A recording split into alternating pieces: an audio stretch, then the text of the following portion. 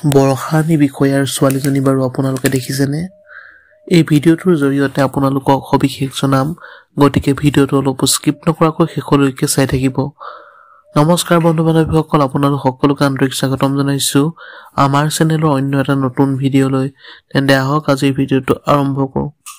অসমৰ জনপ্ৰিয় অভিনেত্ৰী বৰষাৰাণী বিষয়াই ছোৱালীজনী প্ৰথমবাৰৰ বাবে কেমেৰা সন্মুখত আনিছে, কিন্তু এতিয়ালৈকে ফেচ ৰিভিল কৰা নাই।